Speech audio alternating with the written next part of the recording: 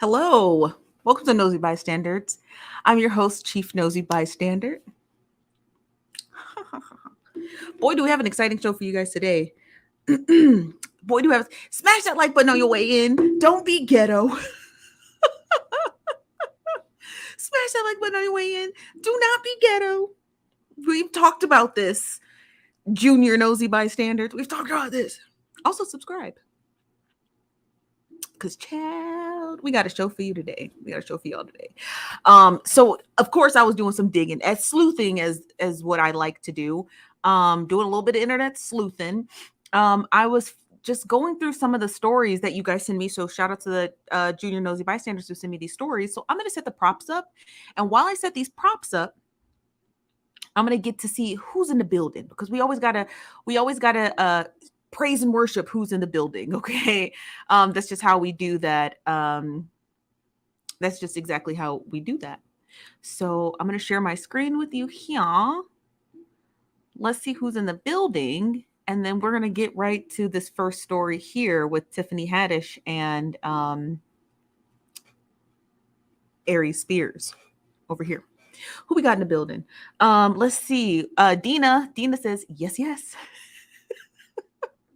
What, Dina? What? Yes, what? Unapologetically says, I'll be back. Let me finish this lecture. Child, not you teaching. Are you in school, girl? Michelle says, oh, I'm here. That's right. What's up, Desiree? Hello, Veronica. She said, hola. Yvette said, what's up, nosy fam? Because we a nosy fam. We aren't pretty nosy. YNV, always in the building, says, hey, chief. Hey, nosy cousins. Because we always got to be cousins. Why is it? Why we always be playing around being fake cousins? I don't know. I think that's just a black thing. I've never seen any other racial makeup say, play cousins, play auntie, none of that. What's up, Courtney? How you doing? This is it Danica? Danica says, finally, on time for a laugh. Hey, y'all. Hey, I've never seen you in here before, so welcome. This is just me. Hello, nosy niños. Just myself talking to myself. Is it Nanacita? Nanacita says, hola, chief, and chat. Hello, Nikki. Hello, Kim. Kim says, hey, nosy ninjas. Not the ninjas, honey. Not you calling them ninjas. And y'all, don't be ghetto. Smash that like button on your way in. If you forget, smash it on your way out. Okay. If you don't remember to do it when you get in, do it on the way out. Okay. Because black people always gonna get their dues. You're gonna pay the dues when you enter, or you're gonna pay the dues when you leave. But them dues they gonna get paid. And the dues here are just smashing the like button. Okay. That girl, Chris. What's up, Chris? Says, hey peeps. Hello, Jess. Hello, Kim. Kim Johnson says, child, it ain't on me. I'd be on. You said it ain't on me. It it it would. Girl, what you saying? What you saying? That girl, Chris. Hello. What's up, Dr. Jones? Hello, Rashida. Hello, Tiny the Ninja. I know I'm moving all slow, y'all. I see y'all rolling in the chat. I'm all slow. Hello, Danielle. Hello, Cami on the go. Hello, 80s lady. 80s lady. Never seen you in here before. Hello. Hello, Denise. Apartment wife, where you been? Is this the Queen Steph? The Queen Steph says, I made it on time today, baby. Y'all be cracking me up. Y'all be literally cracking me up. Hello, Portia. Hello, Phyllis. Is it Andrenia? Is it Andrenia? Hello, Andrenia. I hope I'm saying that right. Hello, Nita. And then we have Megan and we have Chelsea's corner. Not Chelsea in the corner, just Chelsea's corner. Okay, we're going to get that right, Chelsea. All right, so let's get to our first story today because this one is as bizarre as it was when it rolled in. It's about as bizarre as it is rolling out. Okay, so if you didn't know, if you're under a rock, you would have known that Tiffany Haddish and Aries Spears were being sued for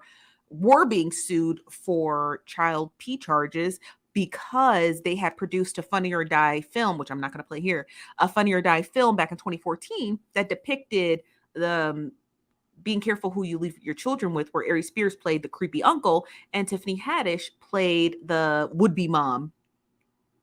Tiffany Haddish had commissioned her friends' children to act out the scenes in this skit. I guess years later, they were mentally distraught about the, being in the depiction of that. Well, the Jane Doe and John Doe, the boy and the girl who were in those scenes, sued Tiffany Haddish and Aries Spears for emotional distress and things of that nature. Well, according to People Magazine, Radar Online, and everybody else, they have canceled those charges. And I wanted to get to the statement because we all know how the story played out. But I wanted to get to the statement right here. So let me just blow the screen up and I'll read it to you guys out loud. And then I'm going to tell you why this statement is unusual. Not the fact that they canceled the entire lawsuit, but the simple fact that this statement is just unusual to say the least. So let me just get into it. So according to Jane Doe says, my family and I have known Tiffany Haddish for many years, and we know that she would never harm me or my brother or help anyone else do anything that could harm us. We wish Tiffany the best and are glad that we can put all of this behind us. Jane Doe said in a statement that she submitted over to TMZ. Now, the reason why the statement is unusual is because she only mentions Tiffany Haddish. Now, granted, the boy and the girl at the time, their mother had a relationship, not a sexual, but just a friendship with Tiffany Haddish. And that's how Tiffany was able to get them to play in that scene. But they explicitly, if you read the statement, right? So just being in the realm of celebrity gossip, you get a little bit in tuned with celebrity statements.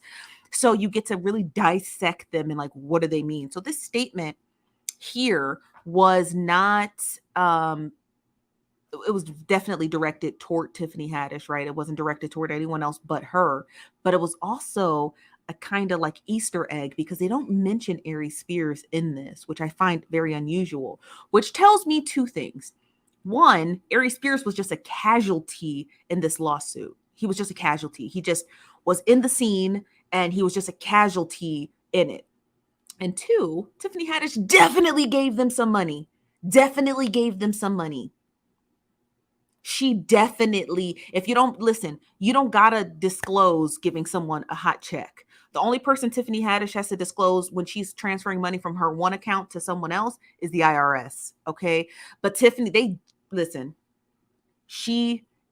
what's a Blaze 106.91? How you doing, girl? She gave them money. That's what that statement says. I'm gonna blow it up so you guys can see it if you're on your televisions at home. It says, my family and I have known Tiffany Haddish for many years, and we now know that she would never harm me or my brother or help anyone else do anything that could harm us. We now know that, but you didn't know that a couple weeks ago, but now you know. You know why they know now and they didn't know 2 weeks ago? Because they didn't have a hot check in their hand. So Tiffany Haddish, listen, she can argue if she wants to on this one, but this is allegedly, okay? But allegedly, she definitely gave them some money, okay? This is from Yvette. Yvette says, Aries Spears don't have any money to pony up. That's right. Money in an NDA. That's right. Okay. Thank you, Just Bougie. Yes. Money in an NDA. This is from Megan. Hello, Megan says, sounds like money to me, baby. Child, please. YMB says, they cashed out allegedly. Allegedly is correct.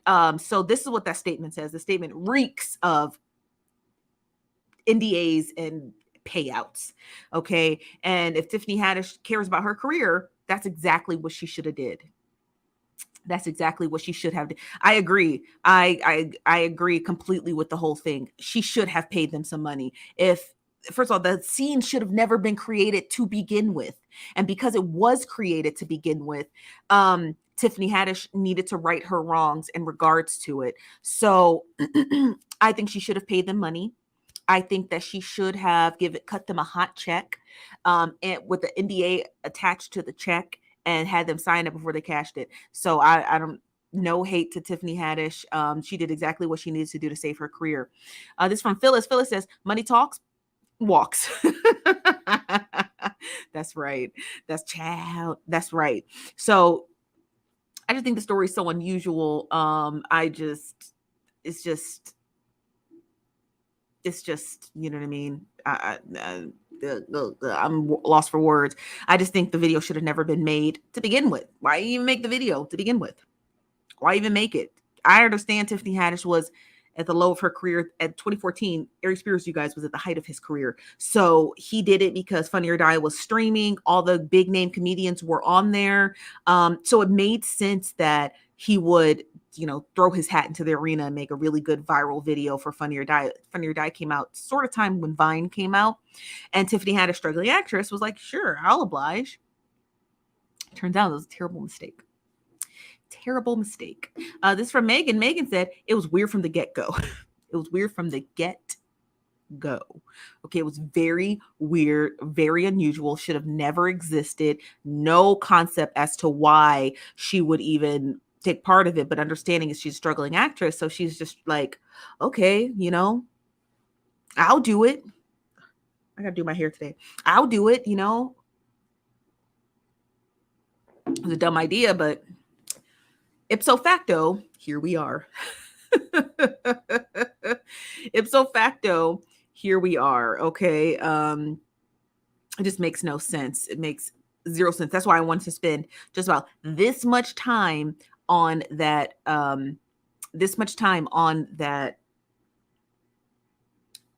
Story, because it's just weird. It's just a weird story.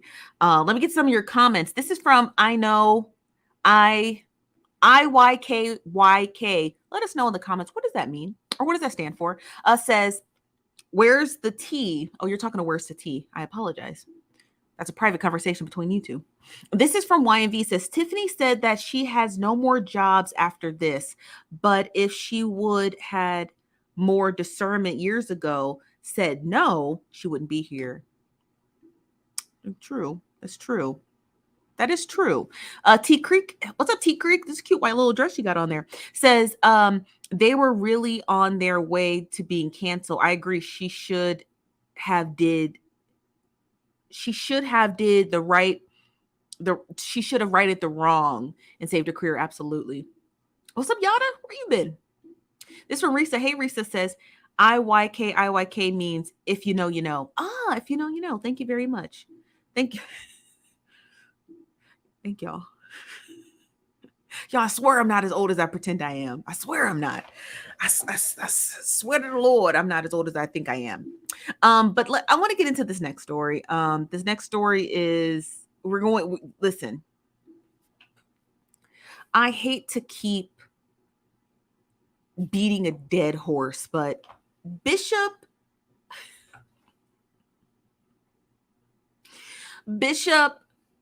I call him Bishop Knockout. Bishop Whitehead is just, man, this guy remains constantly the talk of the town. It's like he cannot get away from being the talk of the town. And I just don't quite understand how that, Lord, I can't understand how that's even feasibly possible. I can't understand how that's feasibly possible. But you know what I mean? We just covered the stories. It's really not our business as to why this pastor just keeps all these different suits, honey.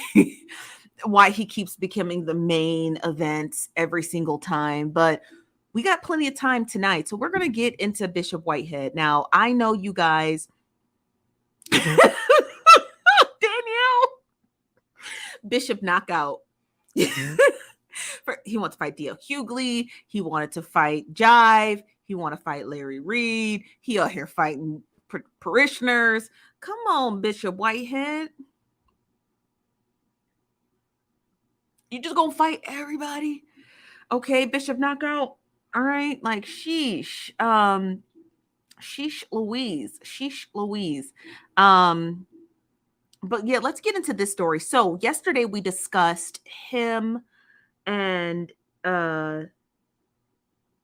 it's, I believe her name is pronounced, because you guys had corrected me a lot. It's Tashaw is her name. Tashaw Howard, the woman who was in an altercation with in his church. She was charged with criminal trespassing at a sanctuary, I guess, and was booked in the Brooklyn police department. So I did a little bit of sleuthing on her, and she is just bizarre. Okay, so I'm gonna pull up just a couple of clips from the story. If you didn't check out our TikTok today, we were doing a little bit of work doing her story. And hold on one second. I don't know why TikTok always does that. So we did a little bit of, sorry about that, you guys. We did a little bit of sleuthing on her story, and we found just some unusual anomalies in her story. So the first that I'm going to post up is a snippet of her story, right? And a little bit that I found. So I'm going to blow my screen up. So here we go. So on TikTok, we posted this story today about Tarsha Howard. I hope that I'm saying her name right. Tarsha Howard, and I just did a little bit of digging. None of this makes sense to me. It's just weird and bizarre. But I was just doing a little bit of sleuthing. Found out this woman's a registered Republican. Child. And so I'm just like, and she's like a staunch Donald Trump supporter. A staunch Donald Trump supporter. Staunch. Like she's a MAGA. And so I'm just trying to put the pieces together, because it felt like, now that I'm starting to put the pieces together, I'm starting to ask myself, was this some sort of weird political stunt? I don't know. I have no problem with Republicans. But I do have a problem when they start doing really weird, bizarre things on the internet. She's an anti-vaxxer, a pro-Trump, conservative, apparently a basket case. So I don't know, but we went ahead and pulled her voter registration, and then I found these very weird, bizarre tweets from her. One here that said, the day President Trump was sworn into office, a shift occurred in the supernatural realm unlike I've seen in any other president. What?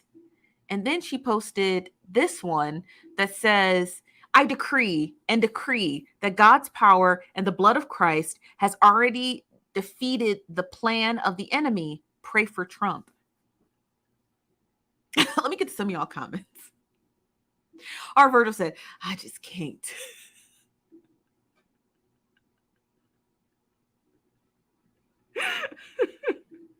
Mary Frances says, Republicans feel like they can get lots in the world more than the Democrats. I don't know what she's thinking. Yvette says she own that stuff. This from Veronica says, Chief, you're a registered Republican too. That's different. That was on accident. Me being a registered Republican is so I don't get purged from the voter rolls, but I still vote Democratic or progressive. Okay, but I don't vote for Republicans. And even in the Republican primaries, as I write myself in, I write my own name in. All Republican primaries, I do a write-in. I write myself in for governor, for the gubernatorial elections. I write myself in for presidency. I write myself in for everything. I only really vote at the state and local level as a Democrat, but I am a registered Republican. Okay. Simone has arrived. Welcome her in. This is from T Creek, says she needs some sense knocked into her. So we were discussing her story about how she was writing a book. Now, I had kind of like put out this big address to you guys, and I said, hey, you guys, if you know any information about her being a registered Republican, or I'm sorry, her writing a book, can you send it my way? I didn't get any tips in from you guys. So I don't know. I couldn't find any information on that. Her Instagram page is private, so I'm not entirely sure if she was published or she was broadcasting that she was writing a book on her Instagram. Her Instagram page is private, so I have no clue and or concept as to what's up, Brandy? How you doing? And hello, socialite Simone. I have no idea if she is writing a book. I know that people said she is. No one sent me anything to tell me that. I know she is a published author because when you go to her here, so give me a second, I'm going to pull it up.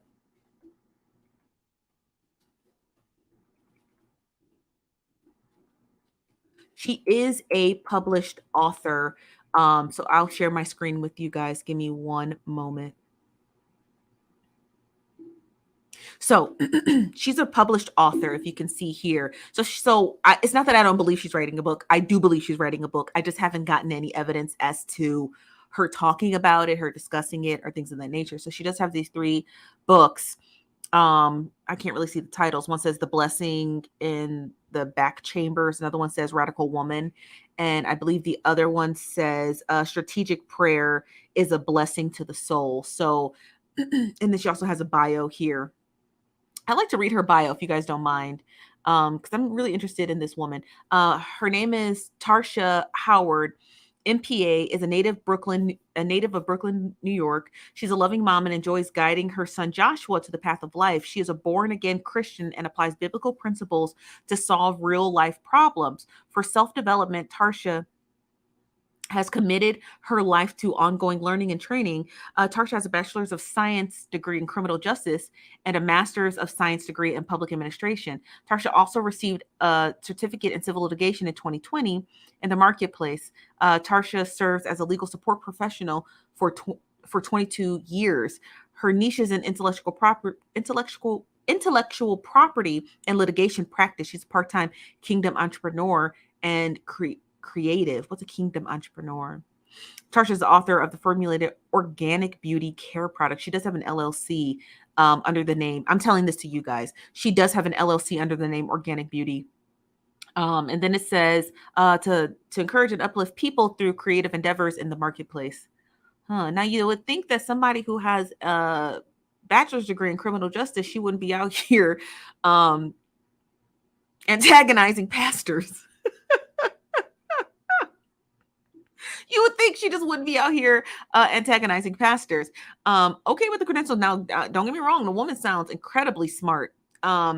Yes, I saw that Nosy or Inquisitive. She was on Larry Reed. I didn't catch that interview. I can't play Larry Reed's interview here because of copyright infringement. But if you haven't seen it, I encourage you to go watch it.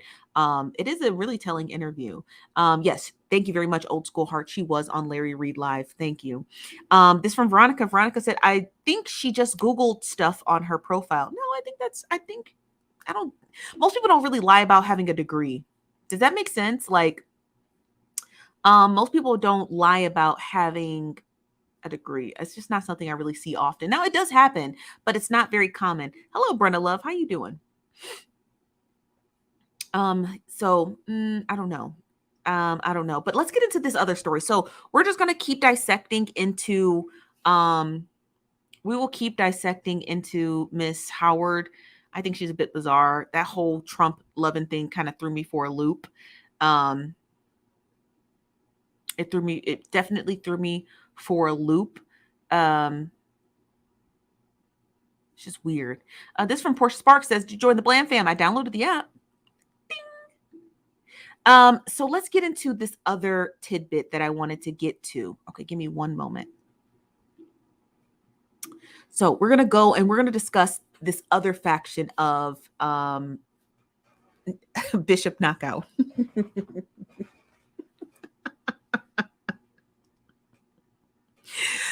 So if you guys don't know, Bishop Knockout, because that's what we're going to call him. Bishop Knockout actually, is this the website? Let's see. I want to make sure I have the right site pulled up. Oh no, that's weird.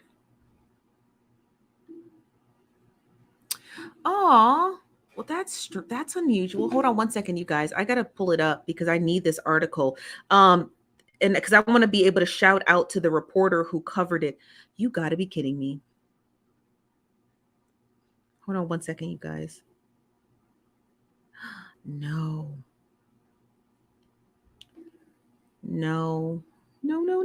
Hold on one second. Is this it? Okay, so I want to get to this article because I wanted to highlight the journalists who actually did a really good job compiling it together, and I want to give them, because I know we always use the New York Post, and I wanted to highlight the actual person who really like dug in deep into this story. And the story was very detailed, and I want to be able to find it. Hold on one moment. I'm just scroll here. But yeah, so Bishop Knockout, apparently he ran for borough president in in the Brooklyn area. And apparently he had a staff. So like, if you guys don't know, when you run an election, you have a campaign and you have a staff. You have, interns, campaign manager. You have not poll workers, I'm sorry, canvassers, people who go door to door, knock on people's doors, and they do basically all the legwork. You're just really just the face of the election. Well, according to one of his old campaign managers, I believe, he did not pay his dues to the. Yes, I found it. Okay, perfect. Let me pull this up. He did not pay his dues to his good friend here, who goes by the name of Yves Andre, but for short, we'll just call him Mr. Andre. So Mr. Andre was Bishop Knockout, Bishop Knockout's campaign manager, and he's alleging that Bishop Knockout owes him a total amount of $56,000 of unpaid work that he did for his campaign. So we're going to get into this article, but let me get to some of your comments. Sorry for the lag. Veronica says, "Hey, I'm late. Girl, we know. We saw you tap dancing on in here." Our Virgil says, "Maybe Trump should hire her." Mary Frances says, "So with all those credits in her background, why did Gid's name, I don't know who Gid is, Gid's name, why in God's name would she go to that man's church and all that happened?" I saw the whole video. Now, before we get into this story right here, let's talk about that. Because that's going to be, and that's a great question, Mary. This is going to be a very much,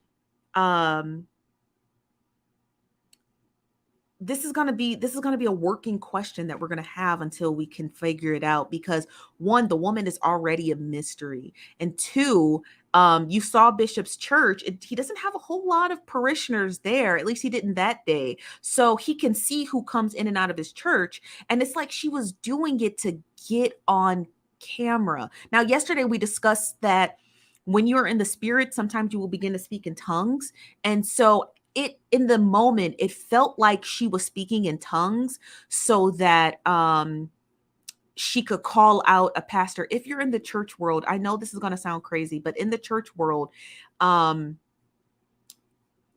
speaking in tongues, you can tell who's doing it the proper way, who's faking it. And it's easily able to be told, like, if someone's a phony or a fake prophet. And in the beginning, it felt like she was trying to test his spirit. Like, is he a real prophet? Is he a real bishop? If so, the best way to do that is to speak in tongues and see if he bites. Does that make sense? To see if he bites. Well, now that we get into the nitty gritty of her story, I'm not saying that what she was doing is not true. I do believe that she was speaking in tongues to call him out. I think she's a Christian fundamentalist. I think she's like, if you know, you know. So I think, and if you go through her Twitter page, I need you guys to know that she actually calls out a lot of pastors, including Eddie Long. She calls a lot of them out. She even says in a tweet that she left the church because there were too many fake prophets. So, and she said that in 2011. Okay, so it's not like she's just making this up for, shits and giggles. She has been on this crusade to call out pastors. So I really think that she is really trying to call these pastors out because she has she's got an axe to grind with fake prophecy. Totally understandable. So I totally agree with her on that. She lost me at the Donald Trump stuff, but I totally rock with her on calling out these fake bishops. Not to say that Bishop Knockout is, I'm just saying her crusade to find phony, fake prophets, I'm with it. Okay. I'm with it. Okay. So we don't know, because now you got a book. She's a published author. We got books that she's talking about. She's filming. She shows up with another woman. There's comments all in my comment section like, she didn't know that lady. They just met up the day before. I need the whole story. So if you guys can, all I ask is if you have a tip about this story, DM it to us. I just, and I don't want to sound mean saying this, but if you leave it in the comment section, there's like a 2% chance I'm going to see it, because I get, in a course of a week, I can get anywhere between 8 and 7,000 comments. That's across TikTok, YouTube, Instagram, Facebook. So because TikTok is our largest platform, I mean, I get thousands of comments per week, not per day, but per week. So if you leave a tip like, hey, I know her, I'll never see it. So we have a website, nosybystandards.com. We have all of our DMs are always open. Our Facebook page is open. Our DMs on Facebook are open. We have WhatsApp. We have a literal hotline where you can call in and leave tips. And I went ahead and purchased an additional iPhone so that you can text us your tips. It's all on Instagram. So tip number 1, do not leave good, juicy tips in the comment section. I promise I'll never see them. We don't have staff to go comb through the comments. So unfortunately, it'll just get lost. And I hate to not give you credit for your story, for your contributions to a story or anything like that. So please just find another way to send it to me. Just be like, Steph, someone down through the grapevine gave me your phone number and you called me. I would prefer you to call me than leave a comment somewhere in the ether of space, because it's just very seldom I'll get to them. Like the comments are the last thing I get to throughout the week. So we will be keeping track of this story. I don't know what her premise is. I don't have any belief system behind what it is she's doing or what it is she's what ill-gotten gains this woman is trying to get, or if she has no ill-gotten gains. I don't know. But we will definitely track that story. We're definitely going to keep our tabs on Mrs. Howard. This is from T, said, leave a tip and smash that like Thank you. Leave a tip and smash that like button. Now, let's get into this story, okay? I'm going to share my screen so it's nice and big. Follow along. I'm going to read it to you if you don't feel like reading it, okay? I got you, fam. So title of this article, written by Hell's Gate, New York, says Adams connected bishop allegedly stiffed campaign workers while accepting not legal $150,000 contribution. Now, it's funny because this journalist did not say illegal $150,000 contribution. He said not legal, which I totally respect. Okay, he said not legal. Bishop Lamar Whitehead unpopular 2021 campaign in Brooklyn's borough president was funded by not legal loan that became a massive contribution. This article is brought to you on August 24th. I'm shocked that this article just buried underneath. And the person seen here in this image is Mr. Andre, who worked as his campaign manager, says here, who worked as Whitehead's 2021 Brooklyn Borough President campaign. He says he hasn't been paid for his work, even as the campaign apparently skirted election laws. And shout out to Max Nadler. Thank you, Max Nadler. Follow Max Nadler on Twitter and Facebook and send him an email. This is a great story. I read it. It's incredible. And so he does a really good job at it. So shout out to you, Max. Are you single? Okay, let's get to the story. So it begins. It says, it's been a very busy month for Bishop Lamar Whitehead. The Brooklyn-based spiritual leader has served prison time for grand larceny and identity theft. Regularly touts his connections to Mayor Eric Adams. Whitehead first made headlines in May when he tried to contact Mayor Eric Adams, while attempting to negotiate the surrender of a gunman who killed a man on the Q train. That's crazy. I didn't know that. I didn't know that's how Bishop Whitehead got famous.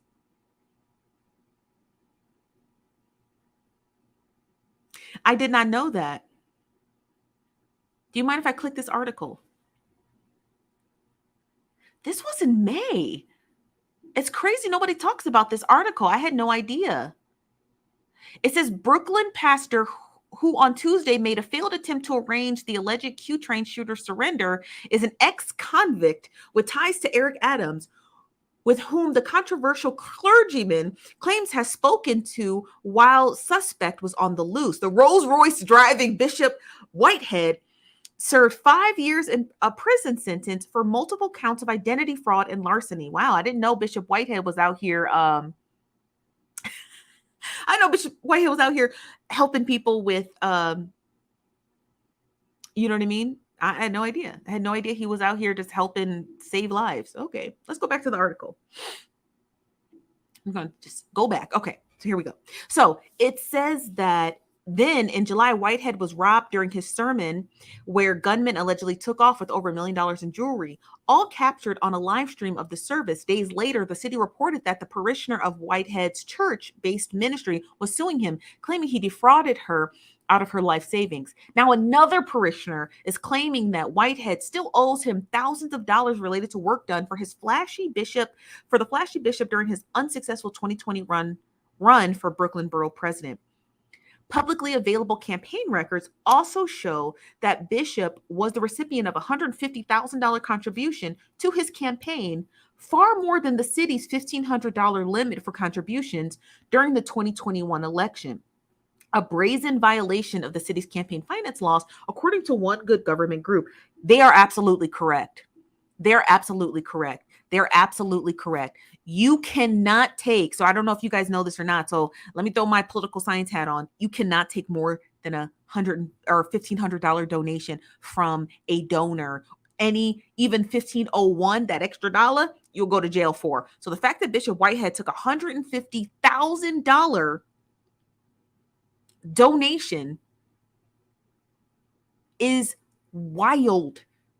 Now, there is a thing called dark money. It is brought to you by Citizens United. It's a landmark Supreme Court case that says money is speech and corporations are people. That's what that whole Supreme Court case says. You can look it up and read it yourself. It's very long and boring, but in a nutshell, it says that money is equal to speech and corporations are equal to people. So corporations can act as a human being. Okay. And your money is free speech. So you can take that money and you can put it into what is called a super PAC. And a super PAC can be owned by anybody. It can also be anonymous. And you as a corporation can put tons of money in that super PAC. And that super PAC can be designated for that specific candidate. So if the super PAC said, hey, we want to post ads for you. We also want to give your wife on vacation. The candidate can say, sure. He just can't touch the money. But the super PAC, anything they want to do for the candidate, they can put in as much money as possible in it. For you, a connection, I can only give you $1,500. It's wild. So let's get the story. Let me get some of your comments really quick. Mary said, wow. Yes, Mary. She's brown like me. Hello, says Fuzzy. Is it getting glitchy and choppy? I'll give it a minute. Let it adjust itself.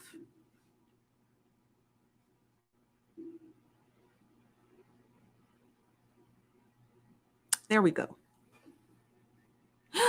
Oh, it's raining. Oh, you guys, we are having a really bad storm, so you're just gonna have to bear with us. You're just gonna have to ride it out. Okay. And we're back. It tells me my latency. The system tells me my latency, so it'll let me know if we're here. Okay, we're back. Okay, thank you. All right, so let's get back into this story. One moment. Let me get some of your. It's clearing up. Yeah, you guys, I'm sorry. It's storming over here, so we're gonna have not the weather. Child, the weather is hated on us. Let's get into the story because it gets better. Okay. So it says that the city of Brooklyn has a limit of $1,500, and somehow Mr. Bishop Whitehead took $150,000. If you actually click on this link here, you can see the donation. So I'm going to click on the link. Here's the donation.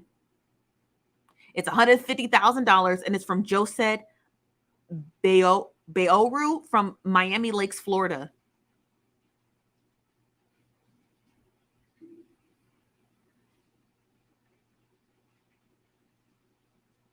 crazy.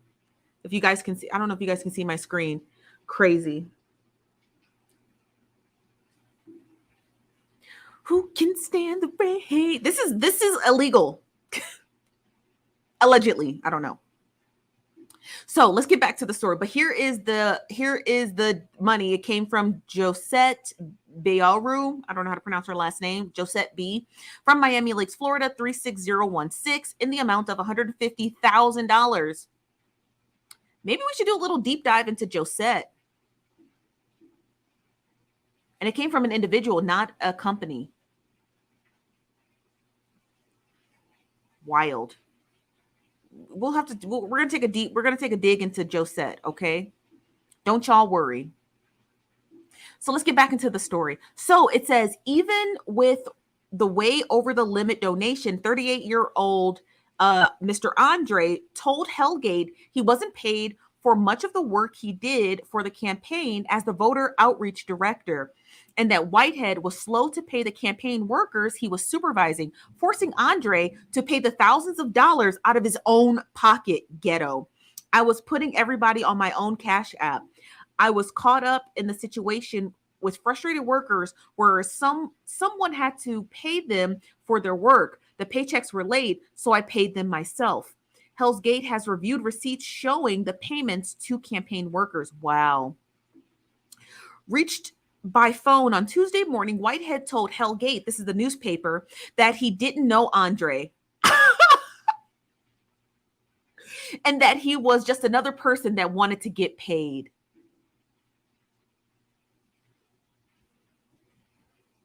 Wow.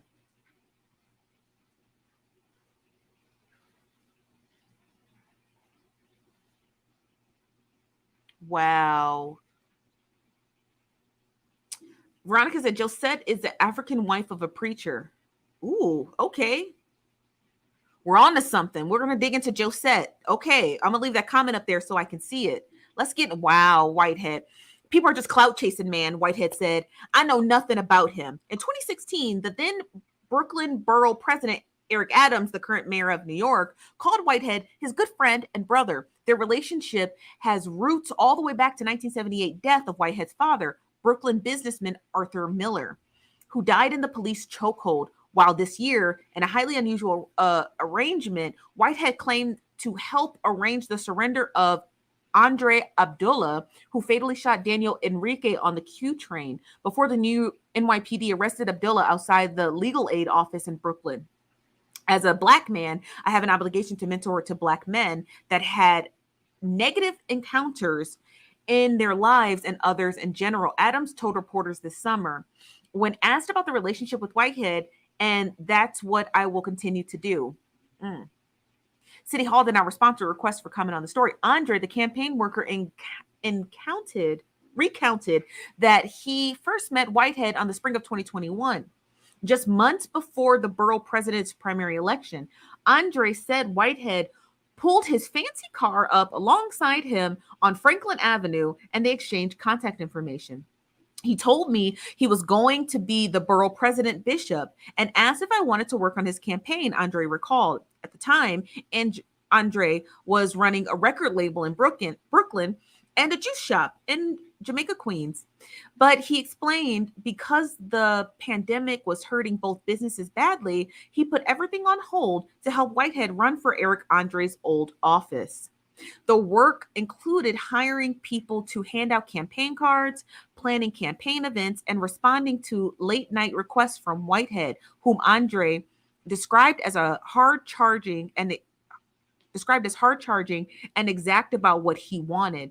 For all the bishop's demands, Andre said compensation was slow to come. Andre kept getting promises that the money was on the way.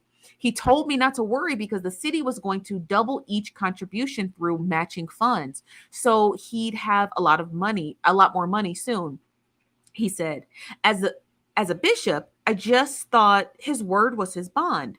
Whitehead paid Andre $3,000 for his work.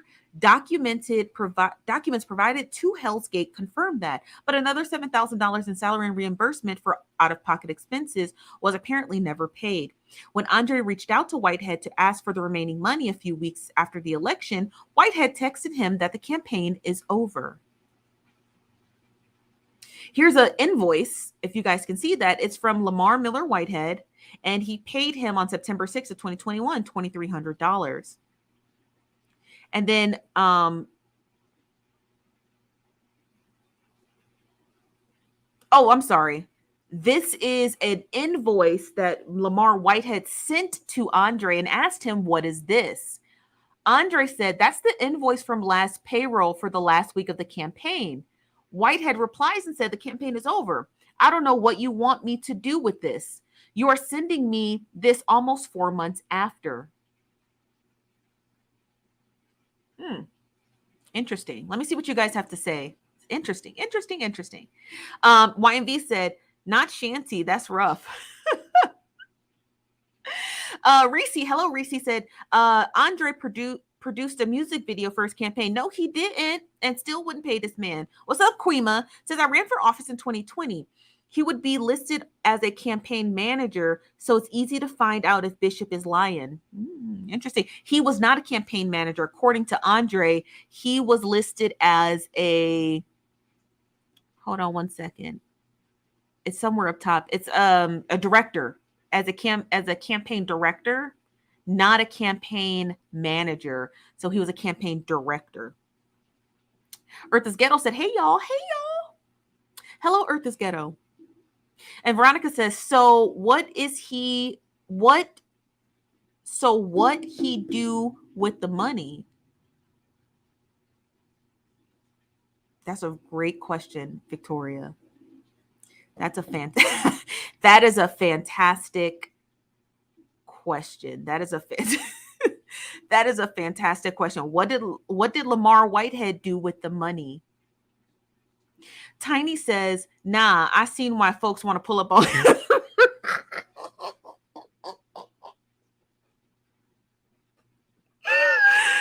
I see why people want to pull up on Bishop Knockout. I see why. Bishop, you got to pay who you owe. Don't the Bible say that? You got to pay who you owe. And go sit here. Hold on one second. I bought new chapstick. And then go say to this man, this is what Bishop had to say. Sorry. This is what Bishop had to say. Campaign is over. I don't know what you want me to do with this. You sending this to me almost 4 months later. So you should have paid it 4 months ago.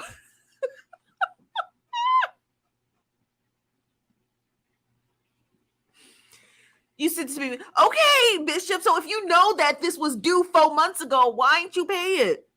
That's a campaign, is what I'm saying. You know what I mean? Like, come on, we all got debt. Let's just be for real. But we ain't got it. I'm not riding around in a Bentley, okay, in a Gucci suit, head to toe Gucci suit. Could you imagine if I wore a Gucci suit to the show? I'd be embarrassed. But yeah, Bishop. So Cammy on the Go says, I wish I could ask my student loans why they sent me this bill after school was over.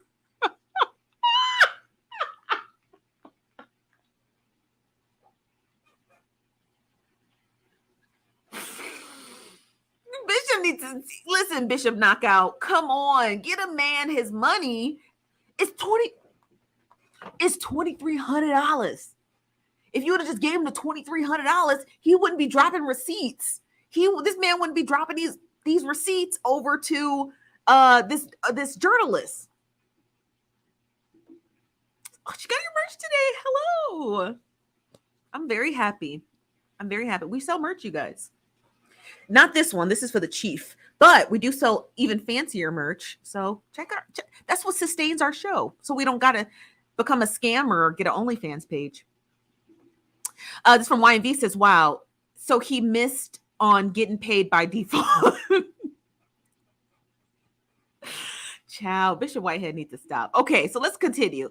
It says Andre has now filed a summons in the Kings County Superior Court against Whitehead. The first step a plaintiff needs to take lawsuit. Andre is seeking $50,000 for the missed payments as well as damages in pain and suffering. A separate lawsuit filed by Pauline Anderson, a 56-year-old parishioner of Whitehead's, claimed that Whitehead took $90,000 of Anderson had given him as money to help her buy a house as a campaign donation instead. The $90,000 never showed up on Whitehead's filings with the city's campaign finance board. While Andre is still fighting day and night for his money, other people connected to Whitehead's 2021 campaign did get paid, and quite a lot. Clifton Consulting, a firm run by Jarvis Houston, a former chief of staff of the Brooklyn Senator Jesse Hamilton, made over $65,000 for consulting on the campaign. According to publicly available campaign records, the single largest recipient of Whitehead's campaign fund. Hell's Gate reached out to Clifton Consulting for comment, but has not heard back. Let me blow the screen up a little while I read. Sorry, you guys. During his run for borough president, Whitehead also received $57,518 in contributions. Only $21,000 of it came from small dollar donations from Brooklyn, well short of the $50,000 threshold needed to qualify for the city's public financing matching program. The rest of Whitehead's over $242,000 in campaign funding came from two loans. One of these he made himself, and it was subsequently paid back by the campaign. And the other was a $150,000 loan made to his campaign by a Florida businesswoman, has yet to be paid back, according to public records. Under the New York City election law, loans that aren't paid back by election day are considered to be contributions. The limit on individual contributions in the 2021 election cycle is $1,500, 1/10 of the size of that donation. Hell's Gate tried to reach out to Josette, the Florida businesswoman who made the loan to Whitehead, but was unsuccessful. And during a press conference after Whitehead was robbed, WNBC attempted to ask about the loan, but an assistant to Whitehead ended the press conference abruptly, saying he would take no more questions at this time. Whitehead kept talking through, insisting that the public information about the loan was inaccurate. Asked about the loan from Josette, Whitehead said, "Everything was donated to my campaign, was all paid back. Everything was taken care of." Whitehead's campaign netted him only 4,000 votes out of a total of 288,000 cast, even with the spending of the full amount of the loan. It's clear that this is not illegal, not a murky legal question, says Rachel Haas of Reinvent Albany, an organization that tracks transparency in New York politics. Is pretty clear-cut case, which is rare when it comes to election laws. Yeah, it's definitely not legal. It's definitely not legal. We're almost done, you guys. Let's get to the end of it, and then we're going to wrap this show up because I want to get some of your comments because I know it's getting ghetto over here in the comment section, child. Okay, so according to Campaign Finance Board, it's civil penalties for a loan that becomes an illegal contribution is the full amount of the overage on the contribution plus another 25% of the overage. The math would put Whitehead on the books for a possible penalty of $185,625. But since the board has a statutory maximum penalty of $10,000, Whitehead could still walk away with having illegally spent $148,000 on his campaign. If Whitehead has paid back the loan already, he's still subject to a fine of 25% of that $148,500 amount. An action from the Campaign Finance Board is likely years away. The board is still auditing hundreds of campaigns from the 2021 cycle, a process that is expected to go through until 2025. As they collect more information about the campaigns, a report from Whitehead's campaign that was due on July 15th was not turned in on time remains missing. Our audits help ensure that all campaigns are playing by the same set of rules during the election cycle, a spokesperson for the Campaign Finance Board told us. Asked about the late report, Whitehead didn't directly answer. Everything was paid back already. I'm leaving it on that, he said. He noted that his campaign did not end in debt, which is true, though that it appears to be Thanks to the unrepaid loan from Josette, the Campaign Finance Board can refer cases, possibly illegal conduct of local prosecution. But the spokesperson for the Brooklyn District County Court says they're not aware of any investigation into Whitehead that stemmed from a 2021 campaign. Andre, the campaign worker, this type of conduct lines up with how Bishop operates, taking money from one person to pay another. And some who are owed might not be willing to go to court to get it back. I have a lot of experience with lawsuits. I've got no problem doing this through the system, says Andre, who has yet to have gotten a lawyer to help him with the eventual lawsuit. As for the robbery, the Brooklyn DAs tell Hell's Gate that there is no new updates to share. The NYPD is still reaching out for the 3 suspects who stormed into the event hall where Whitehead was holding service. When we visited the event hall in Brooklyn last week, workers at the space said that they hadn't seen Whitehead for a few weeks. Andre had to close up his juice shop in Jamaica, and he said he fell behind on his expenses after paying money to the campaign workers. He also said he doesn't owe anybody money at this time and is supporting himself by selling tour bus tickets at night in Times Square. This is the quote from Andre. He says, "You don't want to be owing people money," Andre said. "That gives you a bad reputation in the neighborhood on the block. And you definitely don't want that for a bunch of reasons." Yeah, he's definitely right about that. You definitely don't want to be owing people no money. It's not on the block. You definitely don't want to be owing people. Yeah, I feel him. I'd rather sell all my stuff and not have to worry about none of that and just grind it out yourself.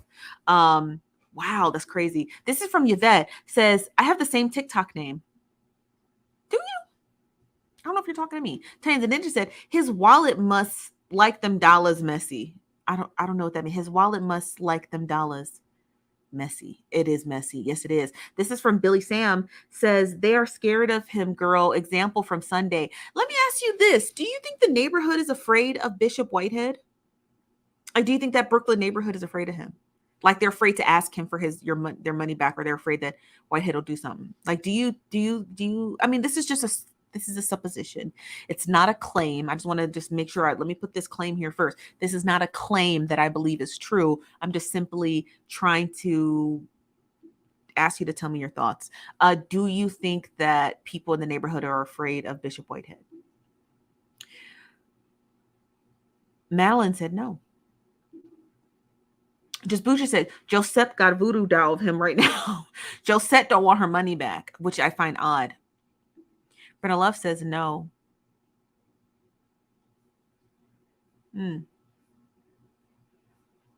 What's up, Miss Carol B says, "I don't think so." Billy Sam says, "They don't even mess with him in Brooklyn." Reese says, "You can't trespass in a church, but you can trespass in a cult." I don't know what that means, but yes. Brenda Love says, "Are you talking about Brooklyn?" No way. Yes. And okay. This from Just Bougie says, "No, they're afraid of Eric Andre. Or I'm sorry, Eric Andre. That's one of my favorite comedians. Eric Adams." Apartment Wife says, "What's he gonna do? They ran up on him on camera already." That's true. That's true. Yeah. So Bishop Whitehead, I mean, the every account that comes out about him is just odd. It's bizarre. It's weird. Now we got to go and investigate Josette, because Josette out here dropping $150,000 racks and not even asking for it back. We got to figure out her. We have to figure her out. Now, before we wrap up, let me say this. The article stated that it takes about 6 years to complete those campaign finance that oversight. So even though the 2021 election is over, the campaign finance board in New York is going to take about till 2025 to finalize that audit. Do you think Bishop Whitehead knew that?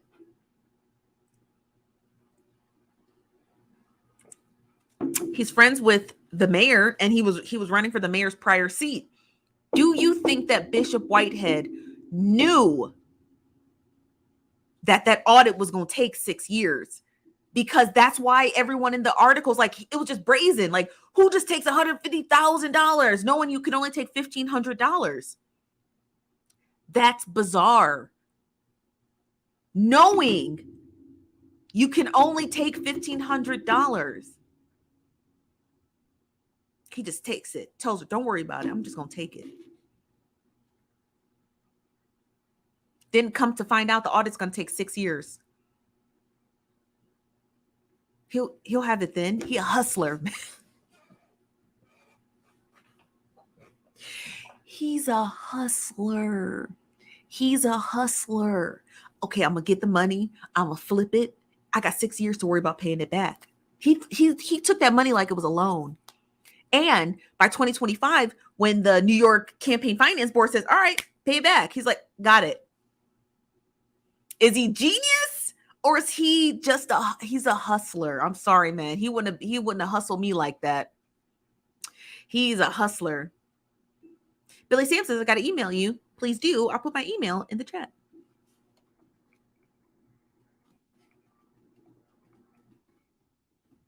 Yeah. There's an email. We like emails. We read them. He's a hustler. Let me get to some of your final comments. This is from YMV. YMV says, I saw a documentary on Showtime about the Supreme Team and old school gangsters, and Eric Adams was associated with them back in the day. You never know. Seems like Bishop Knockout has some old ties. Remember, Eric Adams knew Whitehead's daddy, Arthur Miller. His name is Lamar Miller Whitehead. So he knows his daddy. You know what I mean? We got to go back. We might have to go a little bit back. We got to go back. We have to go back and figure out Mr. Whitehead. And y'all know I love to take a deep dive into the blast from the past. So we'll do that. And I'll tell you what I find tomorrow. How about that? We'll do some digging on Eric Adams, Arthur Miller, and Bishop Whitehead's daddy. Because he said, that article said they go back to 1978. Let's go back into Brooklyn, 1978, and we'll figure out what we find. We'll figure out what we find. Yeah. Something ain't right. Madeline said he does their pictures with Bishop and these old and new school rappers. Mm-hmm. Elizabeth said, girl, and Josette. And Josette, we'll take a deep look into Miss Josette as well. I got you, Elizabeth. Thank you for throwing that in there. So you guys, that's all I got for you this evening. Thank you for watching Nosy Bystanders Live. We'll be back tomorrow with Arthur Miller, Bishop Whitehead's daddy, Eric Adams, and Josette. And I'm going to take the evening to dissect and figure out who these people are and why they're so brazenly just corrupt, allegedly. All right, you guys, I'll talk to you later. Thank you for joining Nosy Bystanders Live. I'll see you guys tomorrow. We're going to do the after show sometime. Send your tips to our email. Give us a call. Shoot us a text. Don't leave it in the comments. I promise you, I'm having a hard time reading it. I'll talk to you guys tomorrow, okay? Bye-bye.